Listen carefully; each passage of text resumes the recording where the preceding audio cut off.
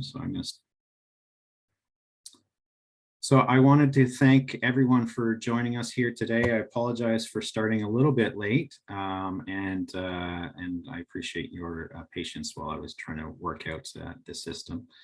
To begin with, I want to acknowledge that I am on the traditional territory of many nations, including the Mississaugas of the Credit, the Anishinaabe, the Chippewa, the Haudenosaunee, and the Wendat peoples, and is now home to many diverse First Nations, Inuit, and Métis peoples.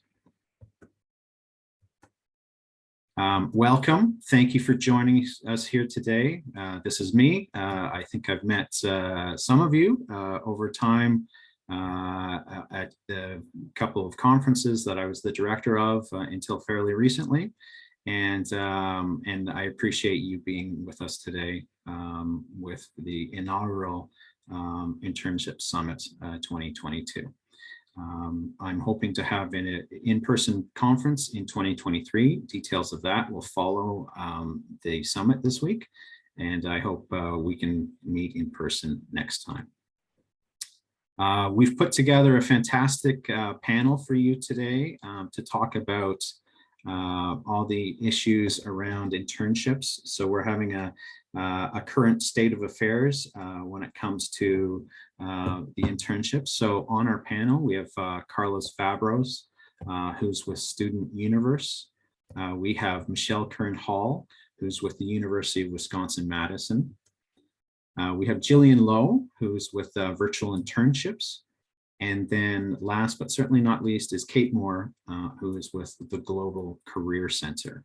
And I've asked all these folks who I've known for a few years to join us today and to share their observations of what has not only happened in the last couple of years, but what it's going to look like going forward.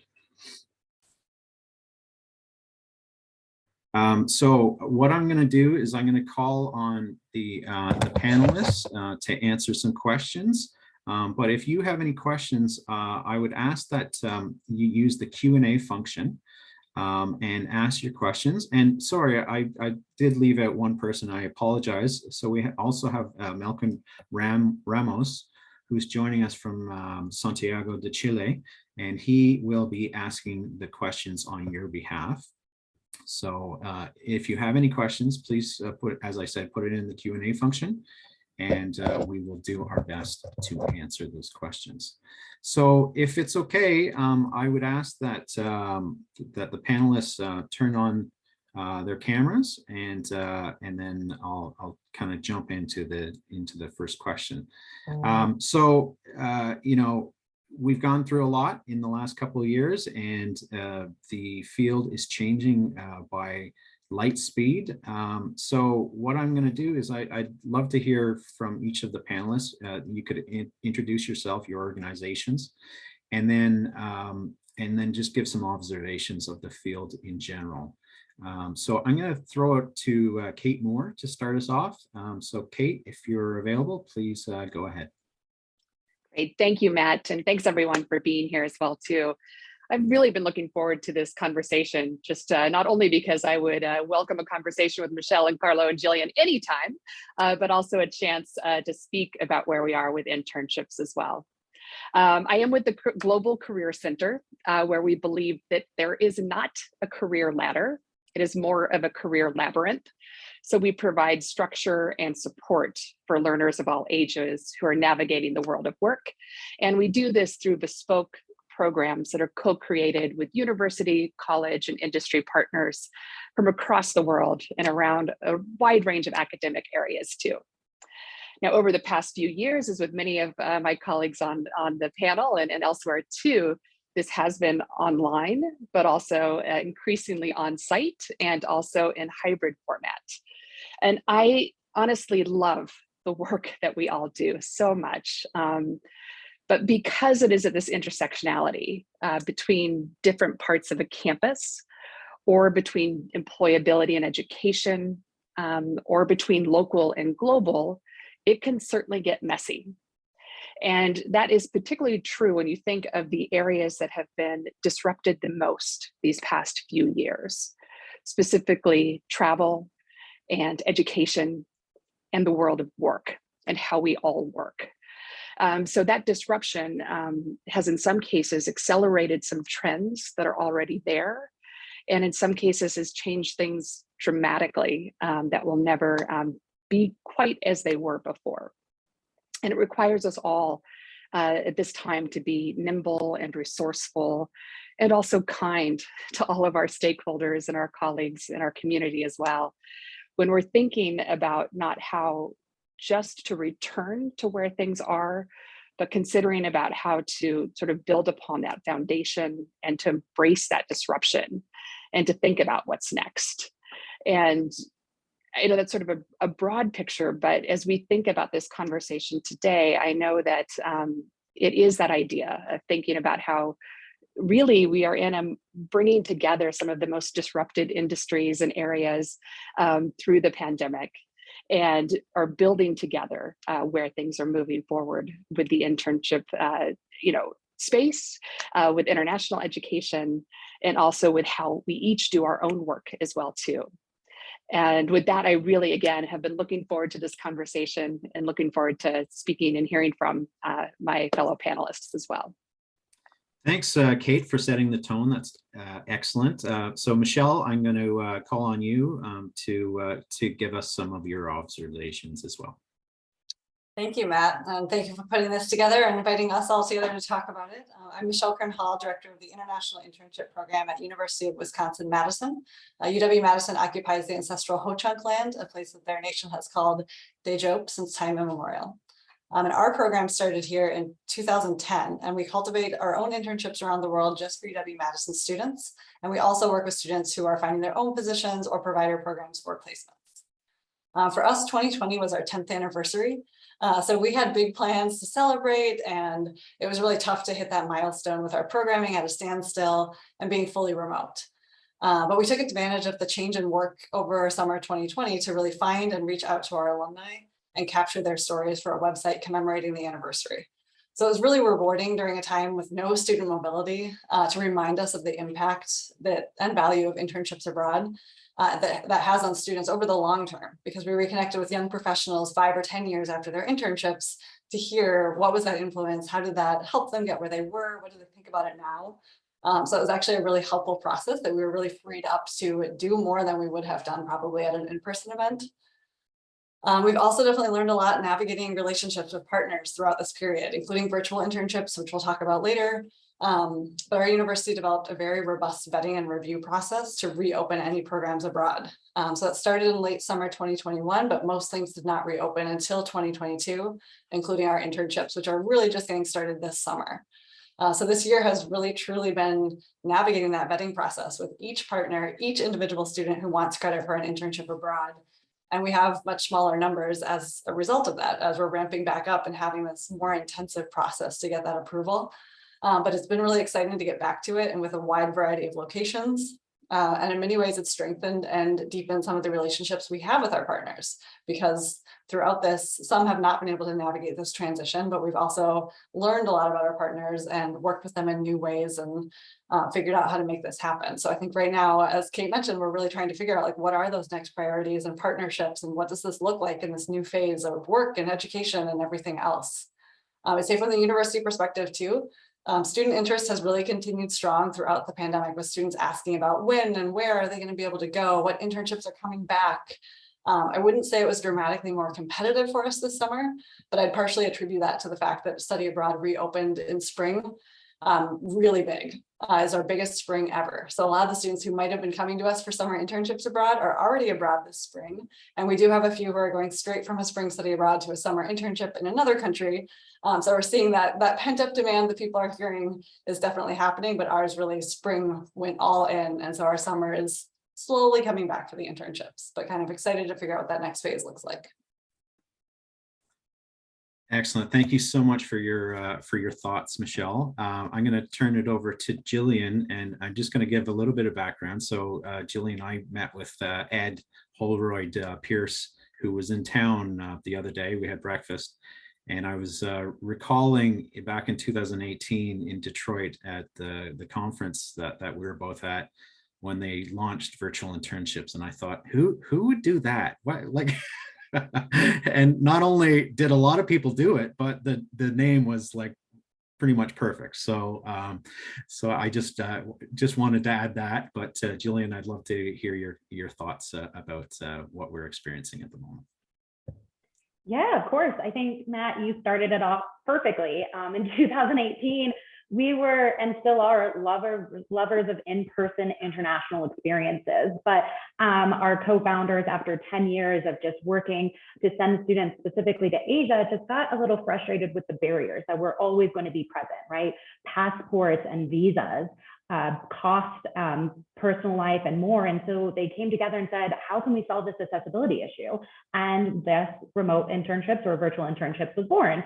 And we do exactly what our name implies, right? We are a company that delivers global work experience programs to really help young people to pursue their dream careers and to impact global employability.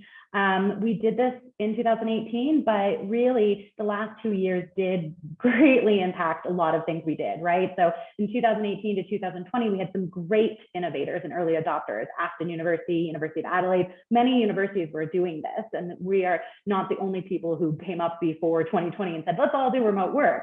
But in the last 2 years, one, we just saw this acceptance of remote work, this barrier of mindset really change, where reports have noted that 90% of HR leaders now indicate they completely trust their employees, where before we were all going, could we do this? Can we trust? Is what's happening with productivity when you go remote. And now in 2022, we're seeing this flip of switch to not just remote or in person, but this hybrid lifestyle. The Microsoft Work Index trend noted that about 38%, 7-point year-over-year growth is noting hybrid work, and that 53% of people are considering transitioning hybrid in the future. If we as a workforce and as a university system are all going hybrid, and meant that there's more opportunity for hybrid and remote work in international student services, international education, and more. And because of the last 2 years, virtual internships, and I'm sure a lot of people who did remote programming saw a significant growth, right? So it's crazy to say that in 2020, I supported in total 1,516 students. And today, active on my program, completing an internship, I have 1,541 students.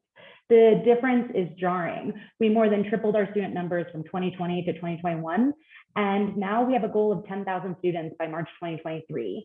This growth really is due to that 2 years of breaking down mindset barriers, as well as further identifying the challenges that currently exist both in higher education, employability, and international education, and being willing to support those innovative programs.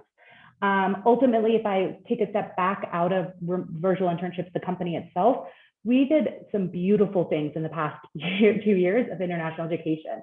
The innovation that was introduced in a record amount of time should be, everybody should get a reward for.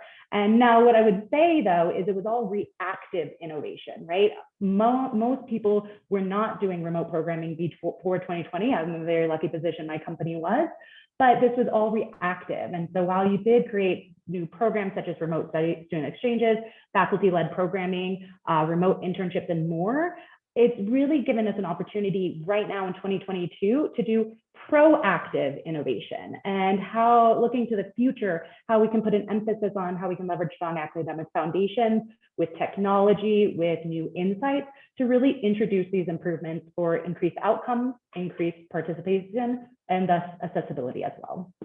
So thank you so much. I'm really excited to be part of this conversation as well. Excellent. Thank you, Jillian. And I'm going to move on to Carlo.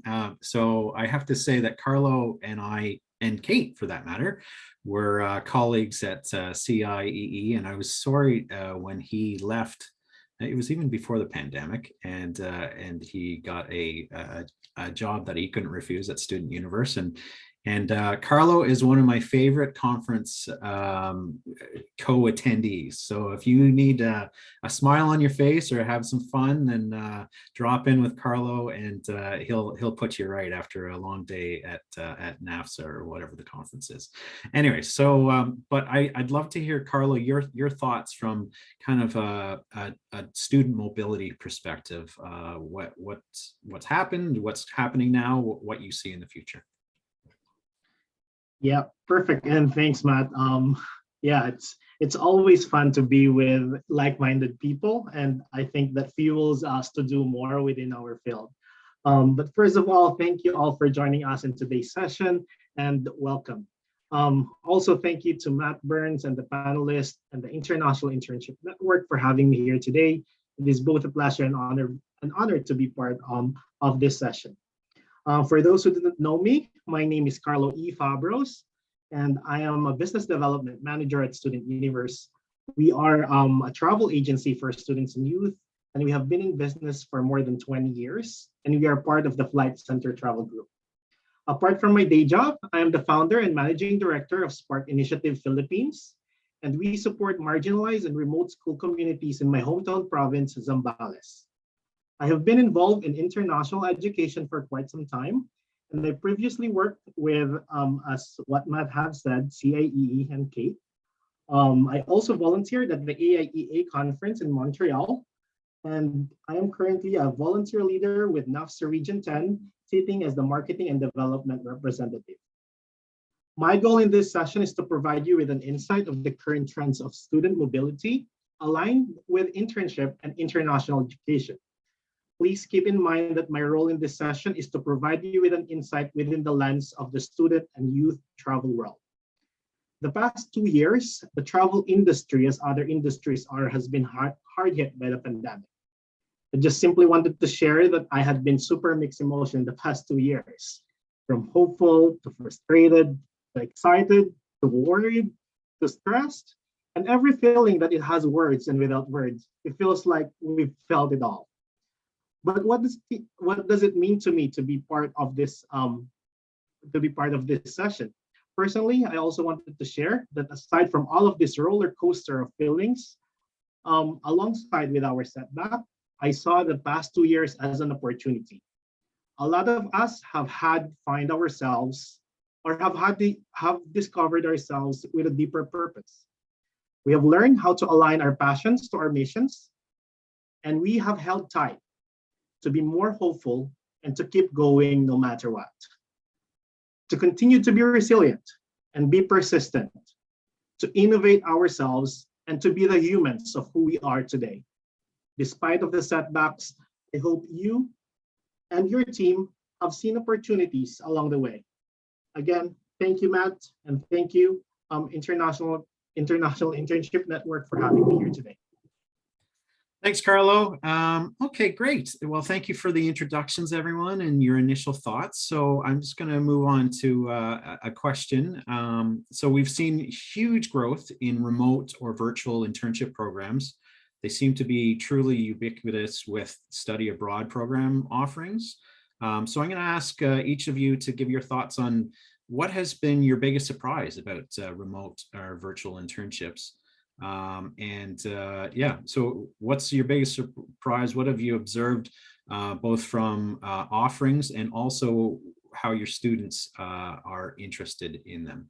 And so I'm going to send it over to Michelle for your initial thoughts, and the other panelists, please jump in when you would like and give your ideas as well. Thanks, Matt. Yeah, I think the surprise silver lining, since we are not called virtual internships, for us was virtual internships. I was at that Detroit conference as well and remember hearing about it. We were very skeptical at first of virtual internships. So I think that was a big surprise. It was a model we had tried maybe in 2013. I think we must have been ahead of it. Was 2012 or 2013. We tried a couple of virtual internships and we got no students to even apply for them. So we were skeptical based on that experience and did not jump right in.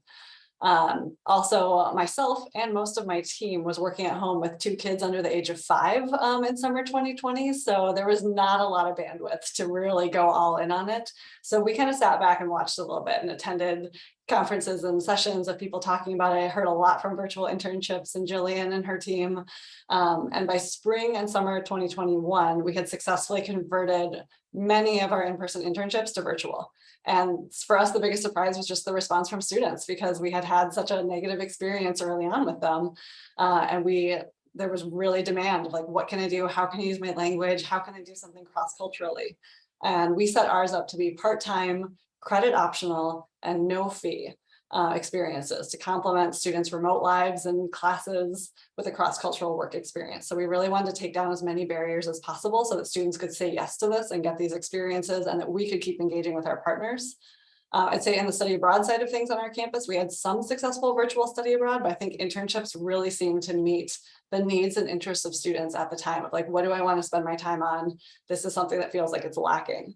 And now that we're seeing students going back abroad, we have students this semester who were studying abroad and doing a virtual internship, sometimes in a totally different country than where they were studying abroad. So that's been new to navigate of who's applying, where are they going to be, and helping that and thinking about how that fits into our long-term planning, which is still very much a big question, because are they going to be a part-time semester option to engage students who might not otherwise engage with our office? Is this on a kind of feeder that students do them virtually and then it encourages them to go abroad? Is this something that helps us sustain opportunities in locations, which may be for safety reasons or accessibility or just the volume of work? We can't really engage with our regular model.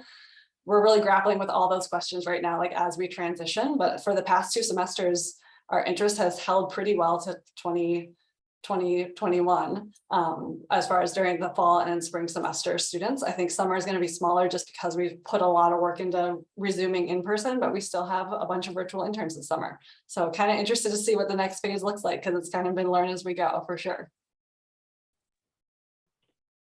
Yeah, and Michelle, I would actually echo that. Like, where are things going? And you asked, what is the biggest surprise, right? And I don't know if you all remember back in March 2020 or don't want to remember, with a lot of the pushback of like, this isn't real. Like, why would we do this? This isn't going to be study abroad. And potentially there was pushback because we thought maybe in 2 weeks we could go back to in-person or something. But there was this fundamental just shift. And it was really interesting to be at the Forum on Education Abroad in Chicago's conference recently, and the acceptance in 2022 across the board that virtual programming, virtual internships is here to stay. Now, with that though, what does that really mean, right? To leverage remote programming and the lessons learned in the past 2 years, we can increase study abroad and international internship participation. It's just lower barriers, easier access. But you can't just keep on identifying the same populations on campus and expect that to really go beyond the 2% of study abroad. And so I guess looking forward in the future with lower staffing and budget resources in 2022 for many, and increased time resources for each study abroad programming, the question for me is how we can leverage remote programs to reach new populations and create the demand. And we've been really lucky in the past 2 years. While I don't have quantitative data to really say, hey, prior to 2018, we only reached this many students, and now we can show with remote programming, we can reach this. We have had some amazing programs that have given us access to new and diverse populations and partnerships globally that we could never have in a in-person programming. Prior, when I worked in study abroad, the vast majority with providers of our sending partners came from the US, UK, and APAC region. And now with virtual internships, only about 55% actually come from that region. We are now having very successful programs, like, for example, delivering one with Bothos University in Botswana as we speak, allowing these students to get international employment programming with access and convenience.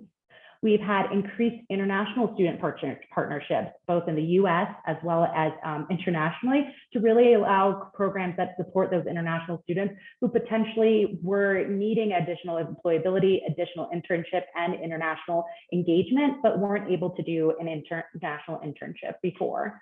We've delivered programs to partnerships with refugee populations, which would never have had passport opportunities for in-person programming.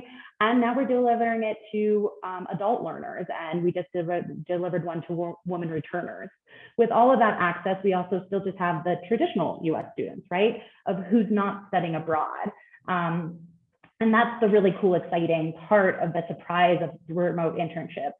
If we can get acceptance of it and we can get large scale acceptance, we can then look at how these programs can get bigger and better and reach more students for higher impact. So if we look at the small number of students who annually go abroad, which was amazing, I think, and it was growing, but in 2019, it was about 2% of the entire education population. And we see the amazing international internship population, which was rising. We were getting better data. We were getting into open door reports and more.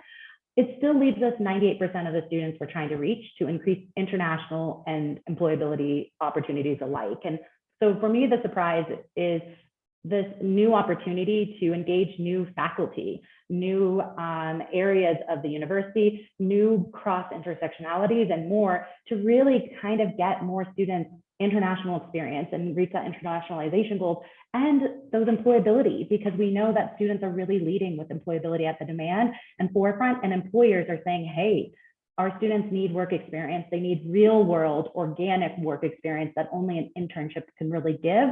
And we can really meet those kind of two needs in this big, great world that I never thought that scale was possible in 2019, if you had asked me. And in 2022, I'm like, yep, sky's the limit. I love the access and convenience part of what you've said, Jillian. And in terms of student mobility, I think one of the stories that I could mention is that I have a friend, a Canadian friend, who started his internship all throughout the pandemic. And he started his internship at home in Canada, then moved to Italy to continue his program. And a couple of months later, he moved to Spain in their head office.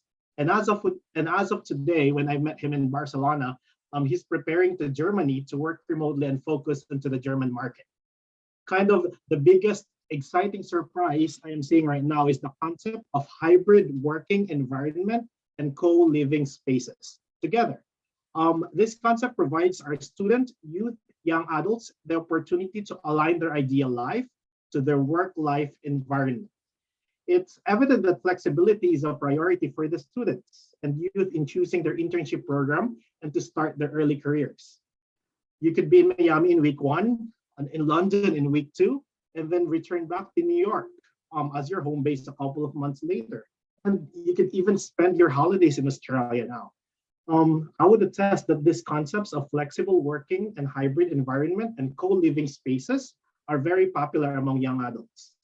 I would like to make a notion that this is very much aligned to the remote and virtual internship. Sometimes it's even better. The interns chooses a location that benefits them and their host company in general. However, this may not be true to all organizations, but this concept is very much aligned to multinational companies. I'm very excited to see this trend evolve and see what employers or host companies will actually do in the long term. But in terms of programming alongside with program providers, we are seeing that there is a trend in providing students an increased flexibility to their destinations. I am not sure if you have heard the program The Mix or the concept of CIE's Global Institute, but this program aims to be flexible in destinations and to let the students to design their own course and the location of their programs. The concept of starting a program in London and finishing in Rome is somewhat an illusion in the past, and we see it now as an option to current students. With regards to the other organization I've mentioned, The Mix, as I understand the concept of it is like, it's a co-living space with educational component on it. And it allows their students to move to different sites all over the world while finishing their course and integrating to the local culture. The current generation are looking for options and alternative to regular concept of schooling. Schools, universities, and program providers continues to be creative and innovative to meet the demand of the students. Flexible locations, remote programs are now seen as complementary and not an additional resource and not as a substitute program. I would say that this will continue to evolve, and with globalization, technology, and accessibility, we are proving that the concept of hybrid programming are in fact simply practical to everyone. It's great. I love that idea. I think a lot about how we have shifted from this directionality of students going from one place to another and just having that experience to circulation and having students have different experiences, not just in person, but also online and combining those items as well too. So it's a different type of mobility that we're moving towards. And that's an exciting time to be doing this type of work. And also a challenging time as we try and figure out what to call things and how to incorporate them into structures or processes, but really to embrace again that flexibility and that opportunity for different types of mobility as well too. I know one thing that did surprise me and has continued to surprise me has been when we do surveys and feedback from employers and host organizations, is the extent to which many of them have not quite figured out what their return to office looks like. We know this from, being in the world, but even the surveys that we do periodically with host organizations and asking what their future plan is for in-person, remote, or combination thereof, the most common answer we get is it has not been decided yet. And I think not only does this allow us to meet both students and host organizations where they are, but it also allows us to really prepare students for where the future of work is going, which is that hybrid first, is that geographically dispersed, is that flexible and highly mobile workforce as well too. Well, thank you all. Great comments. So I have actually, before I ask my next question, I just want to say I've looked through all the participants. There's a lot of familiar names and a lot of knowledge in the audience. And if you have any questions or comments that you want to make, please use the Q&A feature. And we will ask our panel to weigh in, or if you just want to make some comments, then that's good too. So I encourage you to do that. So a few years ago, Kate actually taught me the phrase destination versus discipline. So I don't know if she made it up. I suspect she probably did, because Kate knows everything, but I could be wrong. But with that in mind, I want to know where are students going, like literally or virtually? What are the hot destinations and disciplines? And also, consider in your responses the kind of the theoretical approach of destination versus discipline. So I'm going to send it over to our travel expert, Carlo, to weigh in on some of the hot destinations. I've heard about various places that I'm actually quite envious of, because I haven't been on very many planes in the last couple of years. But anyways, without further ado, I'm going to send it over to Carlo to enlighten us. Yeah, that's quite exciting, and it feels like it's overwhelming in the travel business right now. But before I answer those questions, I think I would like to share 2 points first. The first point is that I would like to mention about the TSA data that I've gathered all throughout the weekend. And according to their published numbers, we are seeing almost at the pre-pandemic 2019 levels. We are over 90% of 2019 airport traffic levels in April 2022. We have seen the surge of confidence in travel as borders reopen, an uptick when mask mandate was lifted, and now we are simply waiting for the US inbound COVID test mandate to be lifted. And once again, we forecast an even more increase in travel demand. Second, I wanted to mention the concept of travel bubbles and travel corridors. For those of you who are not familiar with it, basically travel bubbles are agreements between countries believed to have controlled the spread of COVID-19, and they would allow travel, including non-essential travels, across otherwise closed borders, often without lengthy quarantines or other significant restrictions, such as mandatory testing. Mostly it is regional, such as Australia, New Zealand, US, UK, within Europe. Sometimes it is geographically located, like the Middle East and the Africa and in the Asia Pacific region. Sometimes it's based out of COVID cases or protocol or policies. And I may also add geopolitics. The world have reopened up last year, but it will take some time to fully reopen to everyone without mandates and restrictions. But to answer the question, so where the students are actually going right now, because of the US inbound test mandates, domestic destinations such as Hawaii, Puerto Rico, or even Alaska are the alternative and the most of the American students. This may be perhaps considered as the outside of the US mainland norms. In terms of international destinations for US travelers, familiar destinations such as Europe remains to be the most popular location. For students, top 6 destinations in 2022 this summer are UK, Italy, Spain, France, and Germany. Destinations in internship and study abroad or international education is something that is being reevaluated right now into the map. Let's think of it within the concept of the travel bubbles. Let me introduce to you star countries and as well as alternate destinations as well.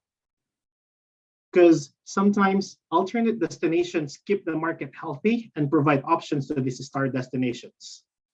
For example, Australia as a star destination in the Pacific. However, we should not forget about Fiji and New Zealand. Japan is a popular destination alongside with China in Asia.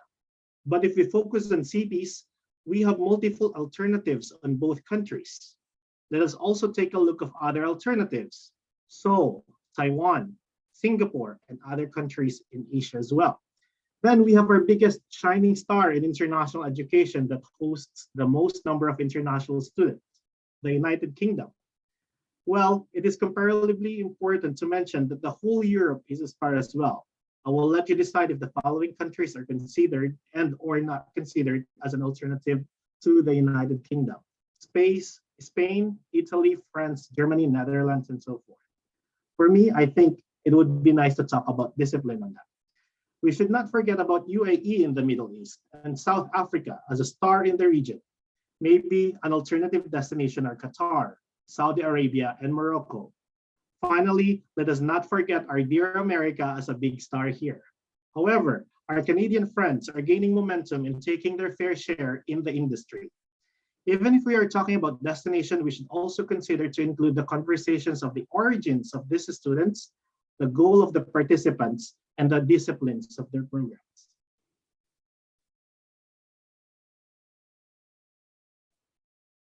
Fantastic. Thank you, Carlo. So I'm going to call on Jillian to maybe talk a little bit about the discipline aspect of my question, if you could. Yeah, sure. I'd love to. So anecdotally, when we adjusted to the higher numbers of study abroad switching to remote only in 2020, we came up with these 2 tracks with virtual internships. We're like, right, well, let students pick an international track, which means they really are focused on a country. They're going to pick that, and then they'll pick a discipline second, because really they care about that engagement with a French company or a Chinese company or whatnot. Or we'll create that career field track. So they really care about their major, their discipline, the work experience. And after about a year, we found that 92% of students were picking the discipline track. And so we kind of just did away with the international track, because what we found was students cared about location, but not over discipline. And so now what we have is we have students applying, and we have companies from across 98 different countries, and we are able to place students globally. And it's really great because a student from Botswana can work with a US student to support a Japanese company, and there's great, really different cross-culturals. But we do have some students picking location-based or just region-based. Hey, I want to be with a company within Europe. In disciplines, though, the leaders are what we found in international internships prior. It's business and it's engineering and computer science. What I would say is, one, there is leaders from the front in faculty. Many faculty actually are partnering with us to really provide their students internships, because either an international or a work experience component needs to be fit into their degree. So it's not always just student demand. Faculty have really led this demand and brought us the students. And more, although I never like to think of a career as linear, as Kate described it earlier, it's a labyrinth, they are the most linear mindset, right? I studied mechanical engineering, I'm now going to become a mechanical engineer. So it's really easy for them to see an internship as necessary, as an opportunity, and to really guide themselves. It was really interesting. I spoke to a faculty member at Forum, and we were talking about programming. He goes, "So what about liberal arts?" do your host companies, do your employers see the value of a liberal arts degree? And I said, absolutely, they definitely see that value. The hardest part of a liberal arts student is for them to see their value and to define the career path that they would like to go down. And so that is where our lower number of disciplines come. We support students in trying to do 18 career fields. What we've essentially done at virtual internships is try to distill the 4,000 whatnot majors that keep increasing daily and the 10,000 plus industries that keep on increasing daily into 18 that we can align the students' goals, skills, outcomes, and more to. And what we found is those high disciplines of engineering, business, finance, marketing persist and still maintain the highest number of students.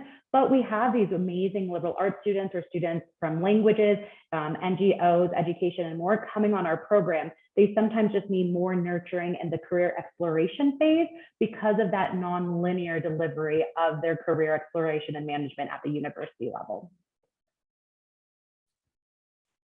Fantastic. So I'm going to, I was thinking maybe Kate and Michelle could sort of tag team advising students on kind of destination and discipline, what your approach is, what you've seen, you know, just building on some of Jillian's comments about there has been a sort of an evolution of this over the last few years. So maybe Michelle, if you're okay, I'll send it over to you and you can give us your thoughts. Yeah, I'd say, as Jillian just ended it on, like the university perspective on it. So for the way we do things, we develop individual positions with our partners. So students are not applying to say, I want to go to this country, or I have this like big idea. They're applying to a specific position that we've developed. So we really do try to get students to focus on that position and discipline over the destination. And of course, some students obviously have a language they want to use or a regional focus they really want to explore. But we really have a position forward approach of like, make sure this position is going to be the right fit for you. And we try to have a wide range within that. Especially for our students where internships are required though, or expected. So I'd say the engineering and business area is just like, it's so the norm, it's so integrated into those academic programs here that students are always seeking them out. Whereas for us, we have a few majors where an internship is actually a credit-based requirement that they must complete for credit. And so that's where we get a lot of our demand. So global health and our School of Human Ecology are two that come to mind. And because of those areas and alumni and faculty connections we have with those two areas, it's been exciting to see like Nepal or Uganda suddenly be our top destination just because we had an alum or a faculty member make a great introduction that then opened up these opportunities that are a great fit for students who never ever thought, I'm going to go to Uganda or Nepal, but because the position was the right fit, they did. So that's a really fun way to come at it and like get students to help explore a little bit. And then I'd say, so for us, it's the hot destinations have nothing to do with bigger trends. So like this summer, we were concerned it was going to be very Eurocentric because that's kind of where stuff started opening up. As Carlo said, that's where a lot of the hot travel destinations have been so far. But we've been really excited that our summer has a great mix of regions. We have students going to Israel, Malawi, Nepal, Kenya, South Korea, Brazil, Ecuador, Finland. So it's a really eclectic mix, which is exciting because our students do a course together and get to process those experiences. So that's kind of on the discipline first. And when students come in for advising, we kind of try to talk about it from both sides of like, are you thinking of a place? Are you thinking of something with your major? And try to talk through those two things of like, well, here's a position, it's maybe a place you haven't thought, but like, let's get excited. Let's think about this position and if it's the right fit for you. Or like, okay, you really want to use your Korean, that limits your locations. So how do we find something that's going to be the right fit for you and let you use your language skills? So I think it's always like both and, but we try to get students to really think about, yeah, where do they want to go in their career? What skills do they want to build, and look at that discipline side. So it's exciting to hear Jillian say like, that's what the students are going for on their end as well. So I think this entire conversation is making me want to hop on a plane more than I have in a very long time. So thank you all for that. I like to hop on planes anyway. But I do sort of thinking of those, the sort of where students want to go. I think sometimes when the world, you can think of all the places you can go, all the things you can do, or even when you don't know that yet and are at a point of exploration. I think one of the helpful tips that we've used with students in that early advising is to think about, okay, if you're really focused on one area, you need to be flexible in other areas as well too. So if you really, really want to go to Nepal, go. But here's the other options or other, here's what an opportunity there might look like to help that contextualization from the very start all the way through the program and the internship, and then when they're articulating at the end where that's going to take them as well too. One thing I have seen more and more, and I think this is potentially pandemic, it potentially goes back to that, as Carlo mentioned, about people thinking about why they're doing the work they're doing. I've seen a lot more intersectionality with how students talk about what they want to do, including recently a great example of this, of a student saying, I'm an accountant who wants to work in sustainability. So sometimes having those conversations with students and really that creativity about where both destination and discipline come together, but then also thinking about how different parts of their lives and their career paths come together as well too. Excellent. So Kate, just listening to you talk, I cast back to the big driver of Singapore as a destination a few years ago, and it was because of the movie Crazy Rich Asians. So I'm wondering if those days are behind us, or even Toronto got a bump because our mayor, our former mayor, was getting into the news for all the wrong reasons. But for some reason it became kind of popular. So anyway, so hopefully it's the discipline that takes the lead in the future. I know there's been a couple questions, one from the chat function and one from the Q&A function. So I'm going to ask Melquin to join us, and maybe you can ask those of our panel.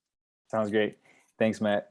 So we do have, my name is Melquin Ramos. My background is in international internships and short-term faculty-led programs. So I'm happy to be here and support in some way.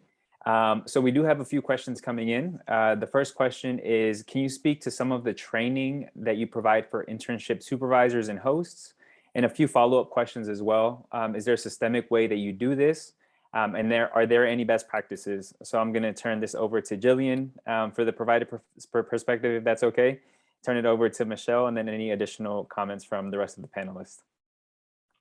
Yeah, thank you. That's an excellent question. I always say that it's three stakeholders when it comes to international internships or remote internships. It's the student, the host company, and usually the university. And this trifecta really impacts a lot of what happens. And when I speak to my work as Chief Academic Officer of virtual internships, I talk about I am able to support any of the touch points and the impact and the training that we do, but I always have to emphasize that it's not just on the student side, that it's on the host company side, because to become a great manager, to learn how to give feedback across cultures and more, it does take a little bit. And to really put the host companies in the element of understanding what a student is expecting, right? A student has been going to school for the past 12 plus years.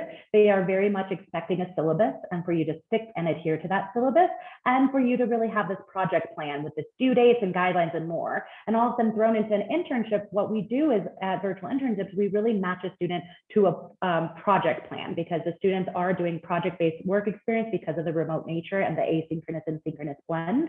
But it's still the ambiguity of work. It's still the changing of day to day and saying, hey, we're going to do this. Oh, this didn't really work out. Now we're going to go back to here, do this, and really making sure that they can understand, okay, what's happening with your communication with the student? How are you giving feedback? And how can we put in points of reflection for both the student and the host company to make sure that's happening? And so we onboard all of our employees after a pretty strict vetting process and then a training process to make sure that they go through an online curriculum just as the student would, that they can attend workshops with other host companies and really talk about best practices, challenges, and more that they accompany. And we actually give each of our stakeholders a champion, is what I always call them. So we have an intern and experienced manager who is assigned to a student their day in and day out for any concerns, challenges. So we have the same thing as the company, a company experience manager who's there day in and day out for those challenges, for best practices, to be like, oh, okay, well, it looks like you're having friction here. How can I train you to be a better host company? And so I think it takes a lot of work. Michelle's program has over 10 years, built up a lot of partnerships, a lot of repeat partnerships and more. And that's what we're getting to in a lot of virtual internships or international internships. How can you properly vet, but then maintain and train a host company to be the best manager, the best supervisor, and the best mentor possible, so that the learning outcomes are enhanced, not just that with that real world experience, but with that real world feedback and the opportunity to take it in and really apply it in the future.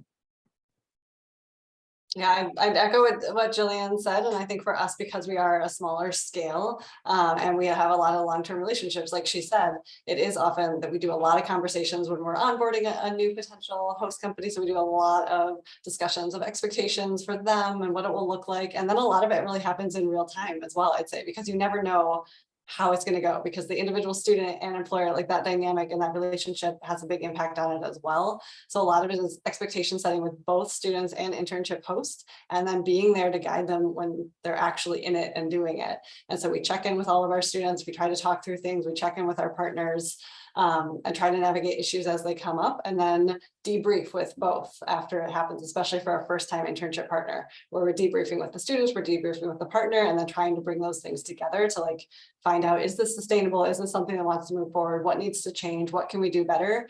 And keep learning from that. But we really have found like each organization's needs are so different and how they work. And then each student that gets matched with them is a completely new experience. So a lot of it just really happens.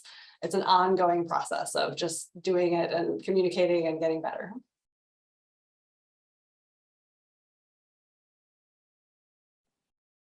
Any follow-up comments from Kate or Carlo on this question? If not, completely okay. I'll just add that one of the sometimes there's aha moments, right? And so we've had a student resource center for years that was basically collections of articles, curated in a way to help students when specific questions come up. Could be anything from what's a SWOT analysis to how do I communicate, with my supervisor to get more work, that sort of thing. But we had created one for supervisors as well too. Basically, as those questions come up, we're able to share them proactively, but also to be able to keep track of where the biggest points of pain are for both sides, and to be able to really support that along the way and realize that the resources needed continue to shift as well. Great, thank you. And another follow-up questions in terms of the host companies. How do you best prepare the host for diversity of students? So students are coming from different destinations, from different personal backgrounds as well. And how do you prepare hosts to understand that diversity of either diversity, equity, inclusion, and belonging, and to prepare them for receiving students either abroad or virtually?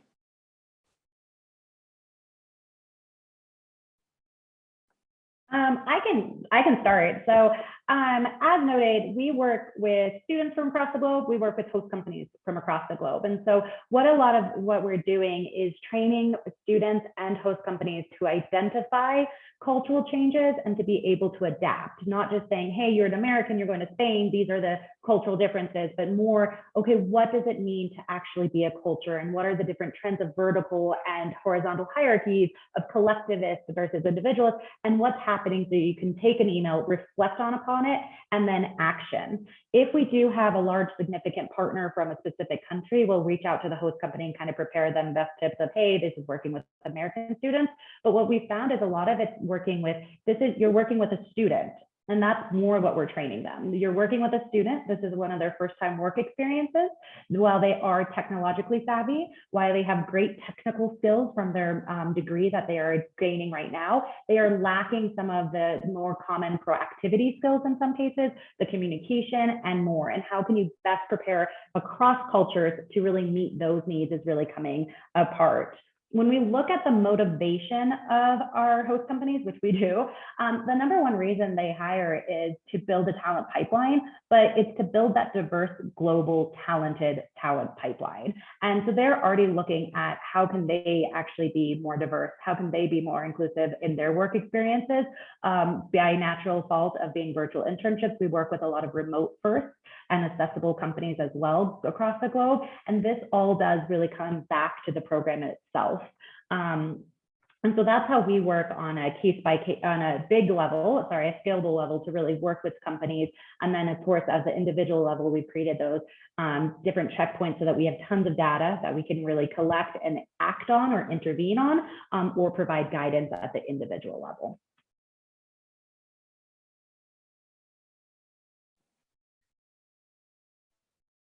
Any follow-ups from Michelle or Kate on this question?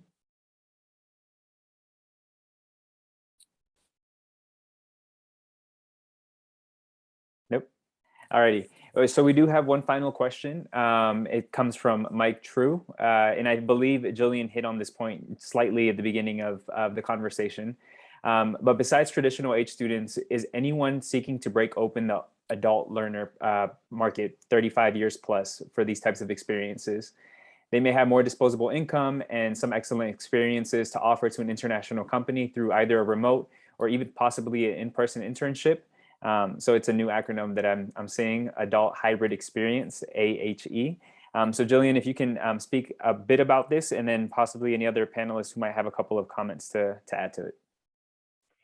Yeah, well, actually, the first person to hit on this in the panel was Carlo. He talked about, thank you, Carlo. You literally took some of the points I was going to mention about what is the future, right? And I think the future in the short term is leveraging technology, embedding more remote internships into courses or more international internships into courses and working with faculty. But in the long term, what could we do? And if you look at industry trends, right, what we know is that according to the World Economic Forum, 40% of workers will need reskilling in 6 months or less. 94% of business leaders will expect their employees to pick up new skills on the job, which is a sharp uptick from the 65% in 2018. And so more and more employees are saying, hey, we're going to have to train you. You're going to have to be a lifelong learner, and you're going to have to change. Also, technology is making us be constantly reskilled and more. The other thing is we're all going hybrid or remote, and there's some really cool, extremely large companies who have laid out their remote work policies. In fact, if you haven't taken a look at Airbnb's remote work policy that made headlines, I think 2 weeks ago, I could be wrong in my time zone, they were really unique, but PwC also noted that a significant number of their staff would work permanently, but they also said, hey, we have these offices, we have these entities, we're going to let PwC employees work 2 months from 11 different destinations. So they noted India, Ireland, Malaysia, New Zealand, Philippines, South Africa, UK, and United States. So now I see all these PwC employees being like, yeah, I'll take advantage of that, but maybe needing cultural nuances, maybe needing training, maybe needing guidance, or potentially retraining. And so I do see a future of work where there is adult learners doing international internships, doing remote international internships, and re-engaging in this opportunity of what does it mean to learn a new technical skill that we apply in the workplace, but in a more internship setting with more feedback, more structure, and scaffolding.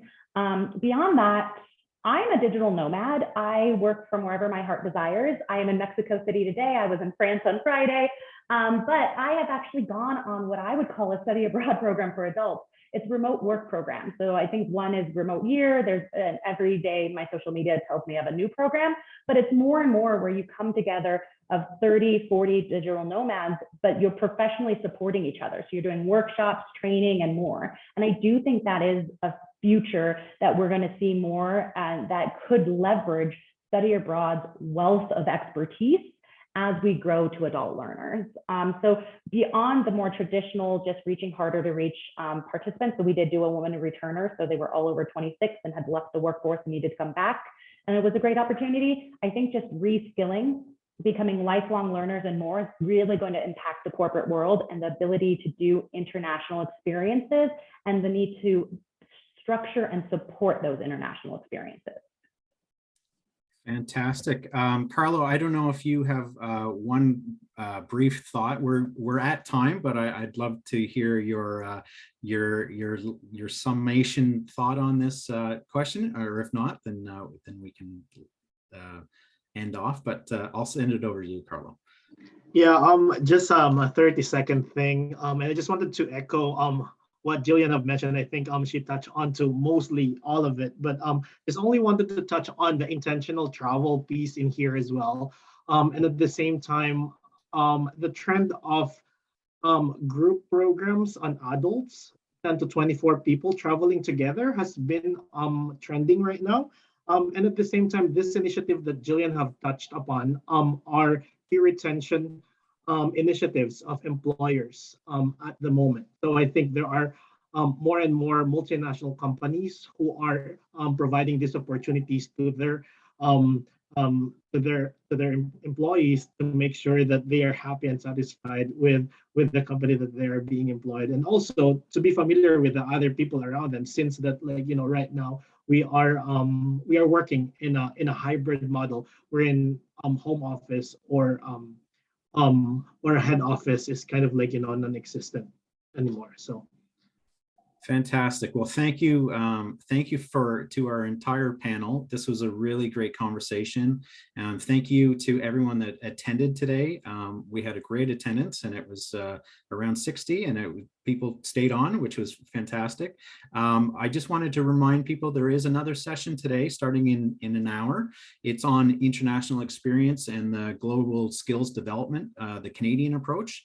You do not need to be Canadian to attend. It's actually a good mix of employers, a university, and also two government policy officials. So I think it would be well worth attending. Again, I want to say thank you to the panel. You guys have all been amazing, and to the audience. I saw a lot of familiar names in the audience, and I really appreciate you attending today. So on that note, I think I'm going to end the session, and I look forward to seeing you throughout the week with some of our other sessions as well. And for those of you that won't be online in an hour from now, I wish you a great rest of your day. So thank you very much.